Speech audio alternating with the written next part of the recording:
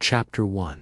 Cradle of Iran's story begins over 5,000 years ago in the heart of the Iranian plateau. It was home to the Elamites, followed by the Medes, who united the region. But it was under Cyrus the Great, in the 6th century BCE, that Iran truly rose to prominence. The Achaemenid Empire, the first Persian empire, stretched from Greece to India. It was the largest empire the world had seen, governed with tolerance, infrastructure, and innovation. Persepolis, its ceremonial capital, stands as a reminder of this greatness. Alexander the Great defeated the Persians, but the culture survived. The Parthians, and later the Sassanid Empire, maintained Iranian identity and power until the Arab conquest in the 7th century. Chapter 2. The Islamic conquest and Persian Aryanization. With the rise of Islam, Iran became part of the Islamic Caliphate. But Persians did not lose their identity. Instead, they shaped Islamic culture. Persian scholars, like Avicenna ibn Sina and Omar Khayyam, advanced medicine, astronomy, and poetry. Persian became the language of high culture in much of the Muslim world. Despite invasions, Mongols, Turks, Iran remained a beacon of civilization. In the 16th century, the Safavid dynasty re-established a strong Iranian state and made Shia Islam the official religion, a decision that still defines the country today. Chapter 3. Modernization and Moarchy. In the 19th and 20th centuries, Iran faced pressure from global powers. Britain and Russia competed for control. Iran lost territories and its sovereignty weakened. In 1925, Reza Shah Pahlavi seized power, ending the Khayar dynasty. He pushed for rapid modernization, building railways, banning the veil, and centralizing power. After World War II, his son, Mohammad Reza Shah, ruled as a pro-Western monarch. But his close ties with the West, especially the U.S., caused discontent. The CIA-backed 1953 coup that overthrew the popular Prime Minister Mohammad Mossadegh, who had nationalized oil, became a turning point. The Shah returned with more power, but less legitimacy. Chapter 4. The 1979 Revolution. In 1979, Iran shocked the world. A popular revolution overthrew the Shah's regime. Led by Ayatollah Ruhollah Khomeini, Iran became the Islamic Republic, a theocratic state governed by Shia clerical law. Western-educated students supported the movement. But after the revolution, the regime turned conservative and anti-Western. The U.S. Embassy hostage crisis defined early relations with the West. Khomeini established a new system of governance, Velayat-e-Faqih, guardianship of the Islamic jurist, blending democracy with clerical authority.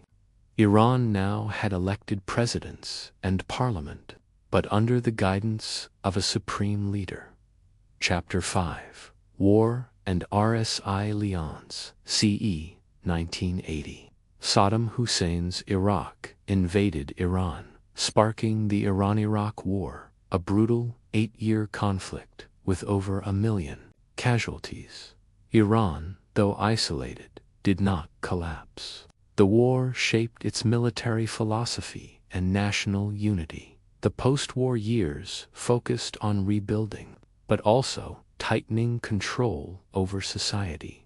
Meanwhile, the state began supporting proxy groups in the region, Hezbollah in Lebanon, militias in Iraq, and later in Syria and Yemen, projecting power beyond its borders. Chapter 6. Culture, Identity, and the Pop. Iran is a country of contrasts. It is a deeply religious nation with a rich pre-Islamic heritage.